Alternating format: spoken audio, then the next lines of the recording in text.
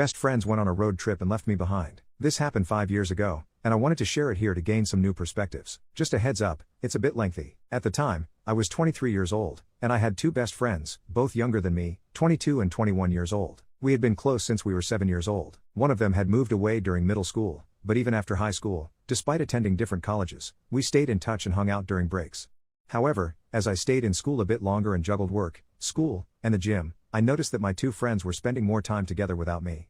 Let me clarify that I had no problem with them hanging out on their own. Throughout the years, our system was that if two of us were planning something, we would invite the third person as well. During one of their birthday dinners, they casually mentioned that they were planning a road trip to Texas. I asked if I could join them since it had been a dream of mine to go on a road trip with them. Unfortunately, I didn't receive a definite answer. That night, we got intoxicated and had a great time. Months passed, and I forgot about the road trip conversation. Then one day, I saw one of them posting Snapchat stories about departing on the trip without me. I was devastated. In hindsight, I understand that I shouldn't have assumed I was included, but it hurt not to receive a proper response. I believe this trip marked the beginning of them potentially phasing me out. This particular trip aimed to introduce one of my friends to the other's college friends. After that, they started going on more trips and outings together while I was left feeling left out. The more this happened, the more I questioned our friendship and whether they even wanted me in their lives anymore. It hurt even more because I realized the only reason the three of us hung out was because I was the one reaching out and making plans.